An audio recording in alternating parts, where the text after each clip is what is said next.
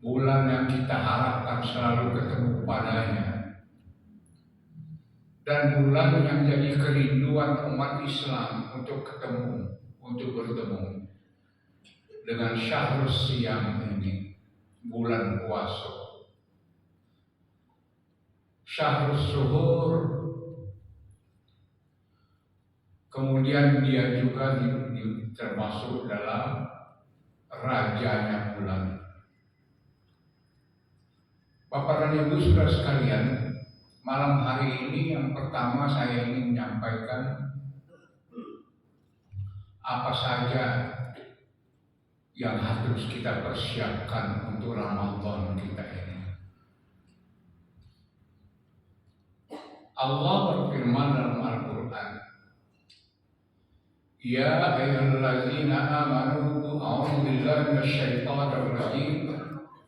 Nah, bismillah, ya nabi tidak teringat gara-gara mendadak. Bismillahirrahmanirrahim. Ya ayyuhallazina amanu kutiba 'alaikumus shiyam kama kutiba 'alal ladzina min qablikum la'allakum tattaqun. Ayyaman ma'dudat.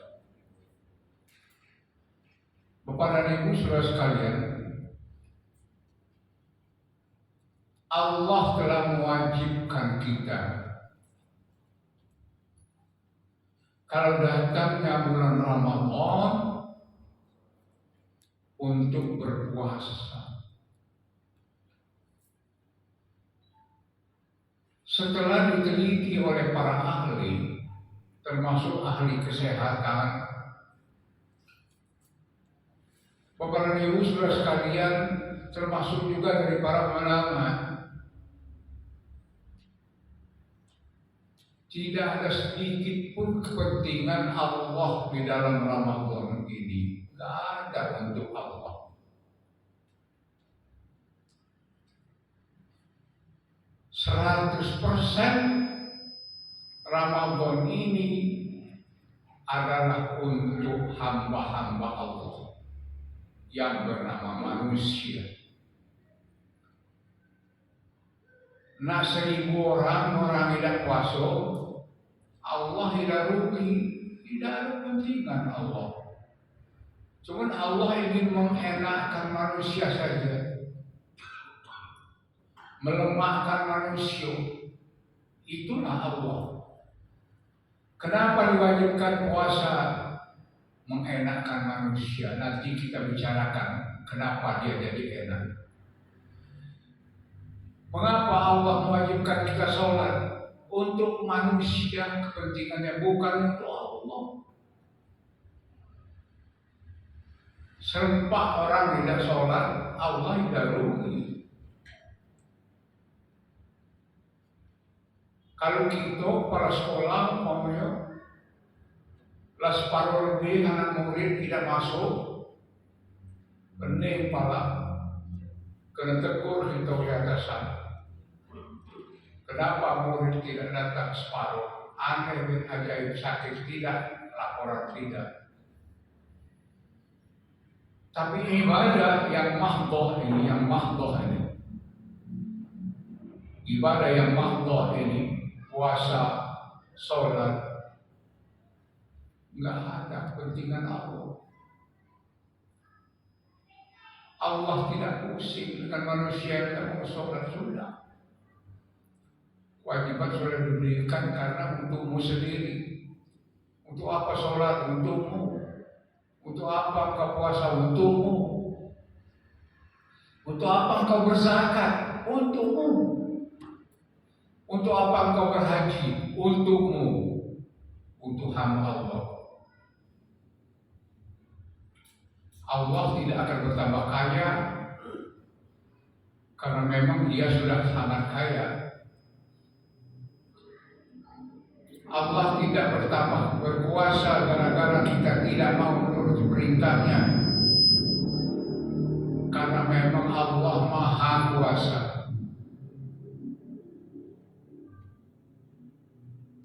Bapak dan Ibu saudara-saudara sekalian, termasuk puasanya, nggak ada kepentingan Allah kalau tidak ada orang yang mau berpuasa. Jangan salah. Nih kata kawan, aku tidak puasa hari ini, tidak ada orang tahu. Termasuk Tuhan yang nengok. Atau kita. Kemana baca kita hilangkan. Allah Maha segala-galanya. Kutiba alaikumus syiyam itu adalah untukmu. Diwajibkan atas puasa wahai manusia, itu adalah untukmu. Untuk apa? Kenapa? Dijelaskan oleh hadis, sumu tasihhu. Kalau kamu nak sehat, puasalah, jangan tidak. Diteliti oleh ahli kesehatan, oleh dokter segala macam, pantas mengistirahatkan amal basuh kamera mendalam tubuh kita ini sebulan penuh selama puasa siang hari, tidak bekerja, istirahat. Karena ada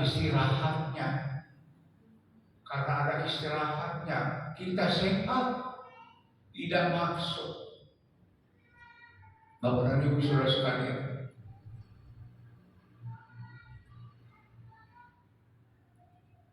kalau ini memang kepentingan manusia,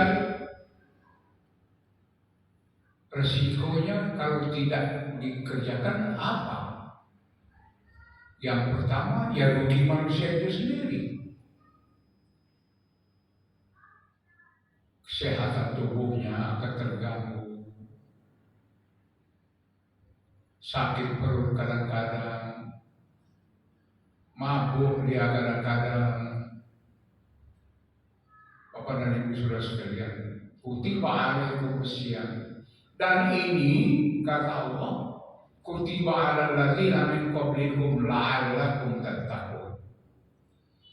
Memang wahai manusia, puasa ini sudah aku perintahkan kepada kaum-kaum sebelum kamu ada di dunia ini. Cuma ada puasa Daud, Nabi Daud, ada nabi yang lain puasanya berbeda. Nah, untuk umat Muhammad 1 bulan, bukan 30 hari. Nggak ada hitungan 30 itu, nggak ada. Yang ada puasa itu 1 bulan. Entah dia 29, entah 30. Tapi tidak ada yang 31. Nah, manusia ini luar biasa enaknya, Bu. Lah disuruh sehat, diperintahkan wajib pula, manusia sehat, kamu sehat. Allah itu sangat-sangat sayang dan sangat cinta kepada kita. Saking sayangnya Allah sampai kepada kesehatan kita pun diperhatikan oleh Allah. Manusia, jangan tidak puasa, sehat. Bagus kalau kamu puasa. Sudah begitu diberikan pula rahmat yang paling besar yang di ujungnya itu. Apa? La'allakum tattaqun. Kalau kamu galah, puasa itu kamu kerjakan dengan ikhlas zahiran wa batinan. Kami itu aku akan beri merek khusus, termasuk orang-orang yang bertakwa kepadaku.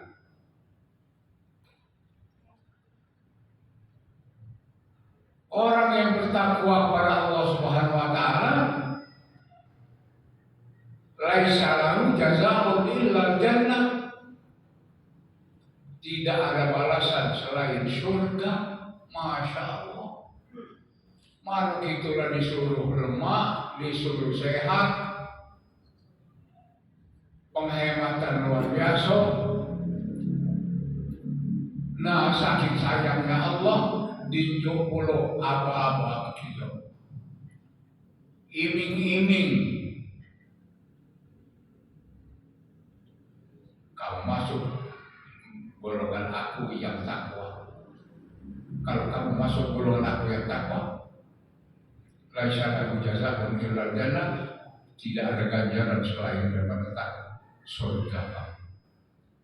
Masya Allah, enak lihat sebenarnya manusia itu, enak lihat. Makanlah kata Allah, minumlah, tapi jangan berlebihan. Dua yang didapat, yang pertama penghematan, yang kedua kesehatan. Lapar deh puluh Allah nyuruh manusia itu. Cuma manusia tidak tahu diri. Oleh karena itu dinamakan oleh Allah al-insan, nasiya penuhnya. Apa? Pelupa.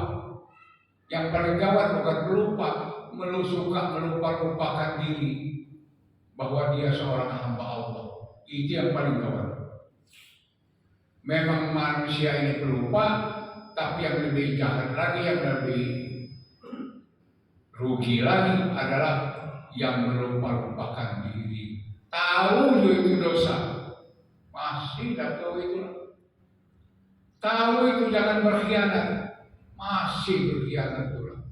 Tahu jangan mencuri, masih tak mencuri pula.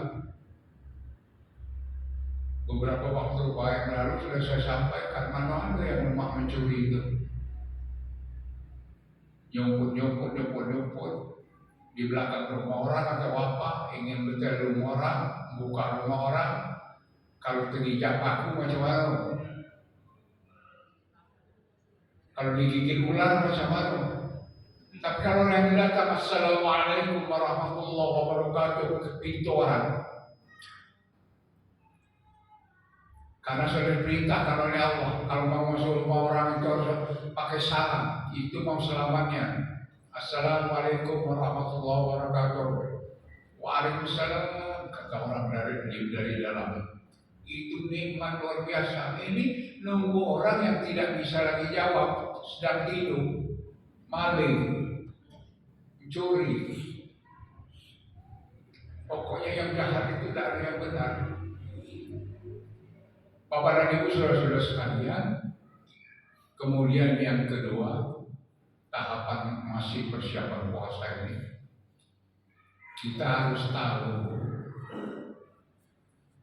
yang mana yang harus benar, yang mana yang harus dikatakan salah, yang mana yang harus didahulukan, yang mana yang harus dikemudiankan, dinomor-duakan atau dinomor-tigakan. Mohon maaf ya, sengaja malam hari ini saya akan singgung itu juga. Apa?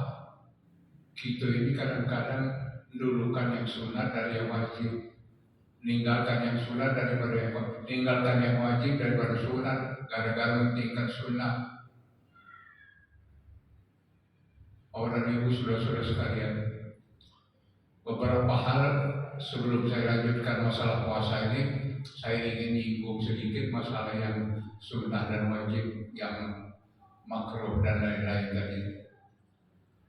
Seperti kita umpamanya masuk maghrib, masuk masjid subuh,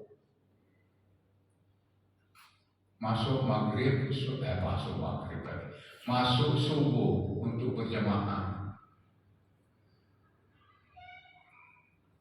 Kita masuk, orang sudah azan, tinggal nunggu sholat sunat subuh itulah sebelum sholat subuh.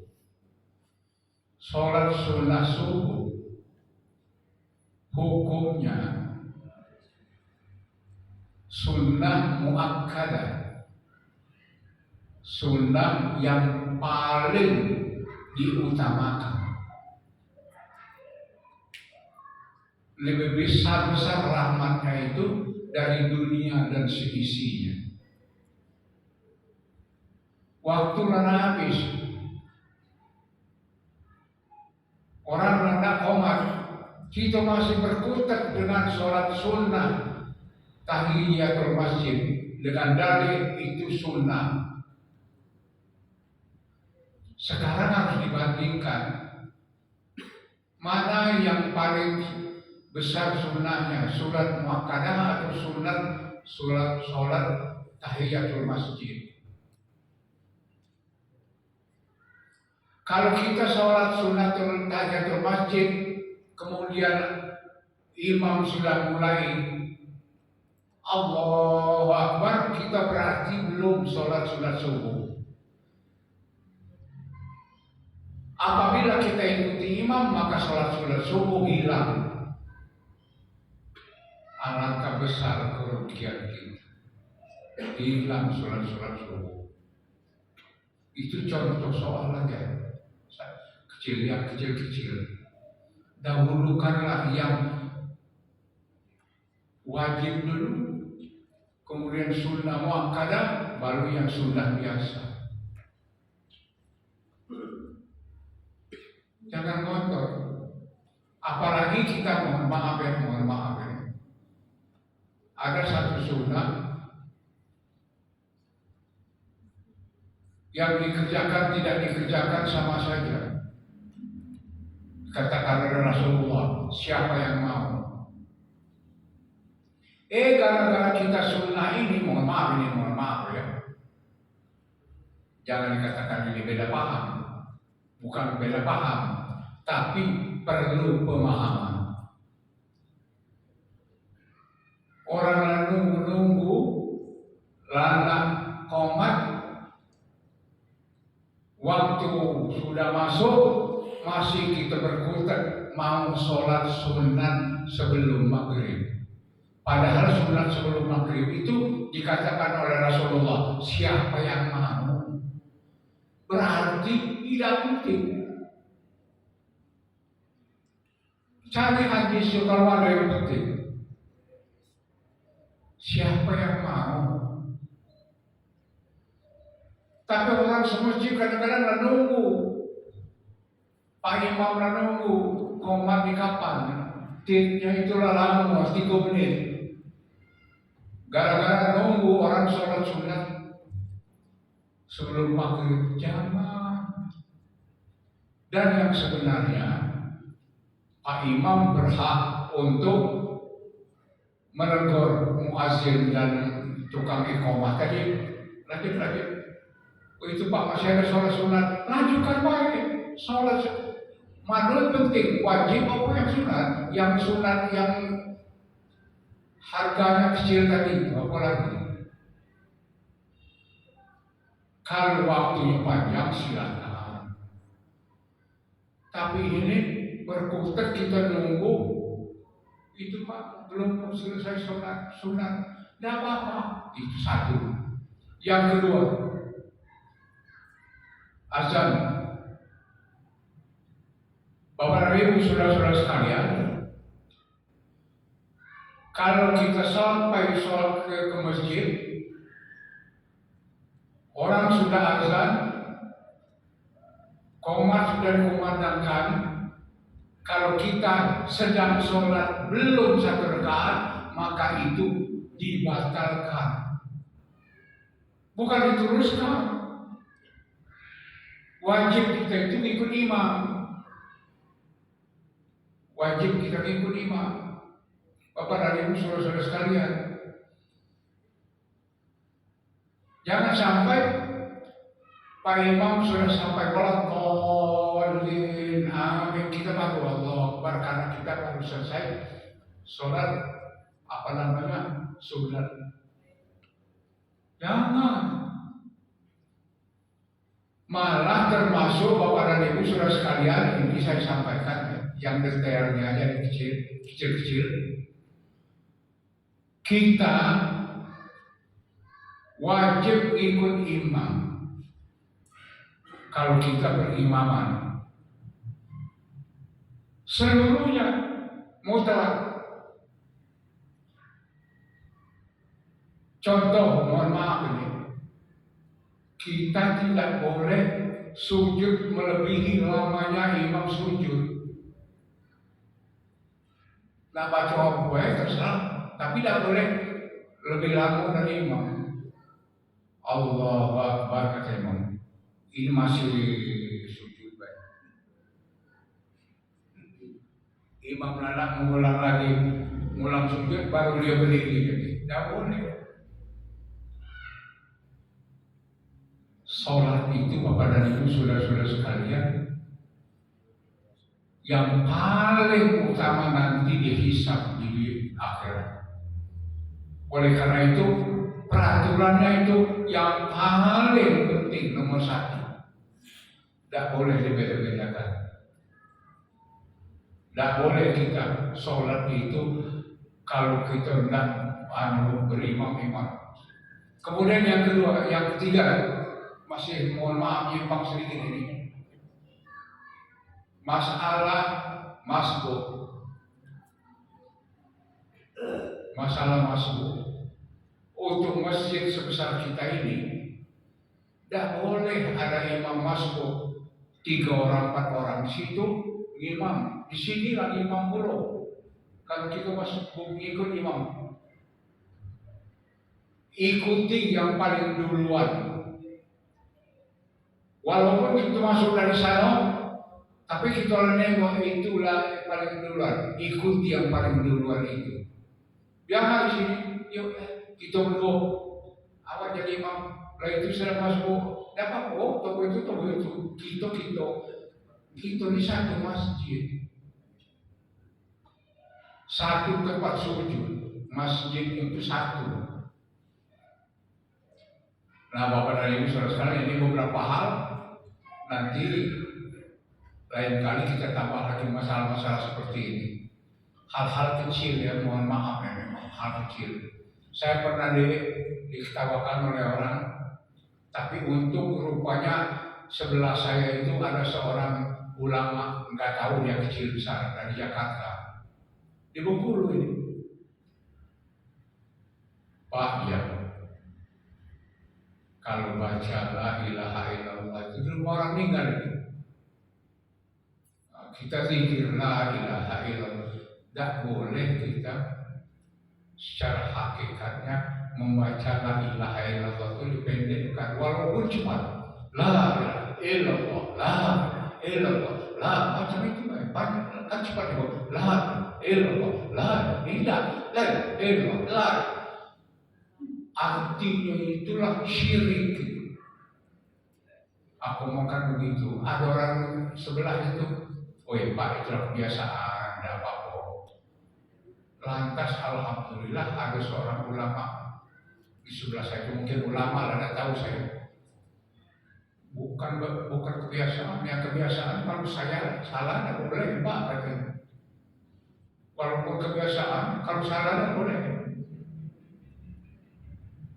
Harus diperjelas, dibetulkan. La ilaha illallah, tiada Tuhan selain Allah. La ilaha illallah, sungguh-sungguh ada Tuhan selain Allah. Bayangkan jauhnya di berlawanan. La ilaha illallah, sungguh-sungguh ada Tuhan selain Allah. Sungguh-sungguh ada Tuhan selain Allah. Tapi ada orang yang marah, kita tegur macam itu, tidak apa. Kalau ada orang marah, tidak apa. Yang penting kita sudah sampaikan kebenaran. Yang penting itu beberapa hal Bapak dan Ibu saudara sekalian. Kita lanjutkan sedikit lagi sampai kita isya. Masalah syahrul Ramadan alladzi unzila fihi al-Qur'an karim. Ya ayyuhalladzina amanu kutiba alaikumusiyam kama kutiba alal ladzina min qablikum la'allakum tattaqun. Orang yang meninggalkan sholat dalam kondisi hidup dan sehat, ada dalam kewajiban sholat ini yang tidak wajib dikerjakan pada waktu itu. Yang mana? Yang pertama karena sakit, yang kedua karena dalam perjalanan. Tapi dalam perjalanan ini sekarang masih menjadi pembicaraan para alim ulama. Karena perjalanan di zaman Rasulullah tidak sama dengan kita. Rasulullah berjalan kaki. Rasulullah pakai unta 80 kilo. Ada yang mengatakan cuma 60 kilo, tapi pakai unta. Sekarang ke Jakarta 1 jam. Allahu Akbar, zuhur kata kawan. Dan berangkat kita masih lama asar sampai ke sana, lah berbeda. Oleh karena itu, ada orang yang mengatakan bahwa paham itu tidak bisa dirubah. Memang itu hukumnya, tapi ada juga yang mengatakan keringanan untuk pahalanya. Masa dari sini ke Jakarta 1 jam kita nekatkan musafir. Tapi di sebagian ulama mengatakan walaupun cuma 1 jam, tapi jarak dari sini ke Jakarta ratusan kilo. Sedangkan hukum boleh meninggalkan puasa itu perjalanan 85 kilo, 86 kilo. Dari sini ke Curug 80 sekian kilo. Apakah iya kita musafir ke Curug? Iya, musafir dalam hitungan kilometernya. Tapi kalau dalam perhitungan waktu, oleh karena itu hal itu tidak putus. Masih ada yang ngotot tulang. Ya silakan aja. Ada yang berpatokan kepada waktu, hitungan waktu, ada yang berpatokan kepada hitungan jarak kilometernya.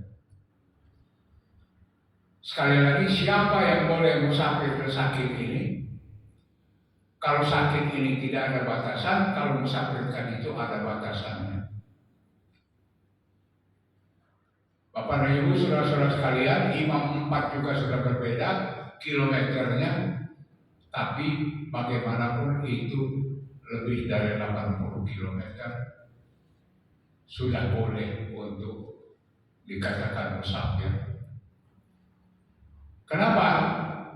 Aku ini dalam perjalanan jauh. Dari sini ke Jakarta itulah sudah jauh, walaupun hanya sebentar. Maka oleh karena itu dibolehkan. Itu satu paham. Menurut paham jarak. Tapi kalau yang paham waktu tidak seperti itu, maka kita masih tetap dikenakan kewajiban kalau hanya sekedar perjalanan 1 jam walaupun 100 kilo. Itu perbedaan paham kita. Sebenarnya saya sendiri pribadi sampai sekarang juga belum menemukan paham yang mana yang betul, yang sungguh-sungguhnya itu. Tapi mereka berpaham karena biasa manusia Indonesia, manusia Islam ini berbeda paham. Itu wajar karena dia menerima ilmunya dari berbagai-bagai sumber. Ada yang ulama A, ada yang ulama B, ada ulama C. Ini berbeda-beda kalau karena dia dapat ilmu, anak buahnya dulu dapat ilmu dari Rasulullah SAW, itu berbeda waktu dan tempat. Ada pada waktu Rasulullah sama-sama berjalan, ada juga yang hanya cerita. Itu makanya berbeda. Bapak dan Ibu saudara sekalian, yang kedua, syahrul Ramadan allazi unzila fihil Quran. Oleh karena itu kita membaca Al-Quran itu harus rutinitas karena diturunkan di bulan yang sangat mulia. Inna anzalnahu fi lailatul qadr. Malam hari itu diturunkan oleh Allah Al-Quran di malam Al-Qadar. Malam Al-Qadar itu malam yang diturunkannya Al-Quran dari Lauhil Mahfuz ke langit dunia.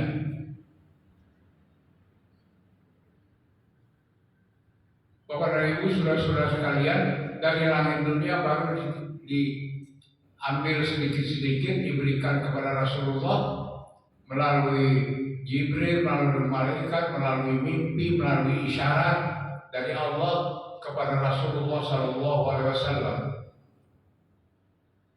Yang paling berat diterima oleh Rasulullah SAW, Al-Quran itu adalah seperti mengaumnya apa kami kentong apa lah itu warna untuk kentongan dari Mesir itu yang paling berat. Kalau Rasulullah sudah begini, itu dia sedang menerima wahyu yang paling berat sampai tergolek, kadang-kadang tertidur dia. Bapak Ibu saudara-saudara kalian, ini beberapa hal. Kemudian di bulan Ramadan ini juga diturunkan oleh Allah nikmat-nikmat yang paling banyak. Dan semua apa yang dikerjakan amal baik di bulan Ramadan itu adalah amalnya ditingkatkan, dilipat gandakan. Amalnya dilipat gandakan. Ada yang 7 kali, ada yang 70 kali. Bukan main ini. Oleh karena itu Bapak dan Ibu, siap-siaplah bulan Ramadan ini. Jangan kita memuaskan diri sendiri terhadap makan, minum, kemudian berjalan, tidur, peristirahatan. Jangan itu tidak diatur sebelum kita puasa ini, tapi aturlah sebelumnya, baru kita nanti pada waktu puasa kita akan mendapatkan nikmatnya nanti itu, karena kita sudah menuruti perintah agama. Kepada Ibu saudara-saudara sekalian, alhamdulillah kenong bunyi. Itu yang dapat saya sampaikan untuk sementara waktu ini, mengisi waktu. Sekali lagi saya katakan bahwa ini terus terang aja betul-betul mengisi waktu. Dan tadi sudah saya sampaikan, kita ini tidak ada judul malam hari ini. Saya mohon maaf lahir batin. Wabillahi taufiq wal hidayah, wal afu minkum. Wassalamualaikum warahmatullahi wabarakatuh. Tadi Bapak Ibu sudah sampaikan beberapa hal tadi. Semoga apa yang sudah sampaikan tadi kita dapat menerapkannya dalam kita berpuasa di bulan Ramadan, dan kita bisa berbulan pada Syawal. Itu mari kita sama-sama betul kita pada malam hari ini, dan kita sama-sama melaksanakan alhamdulillah.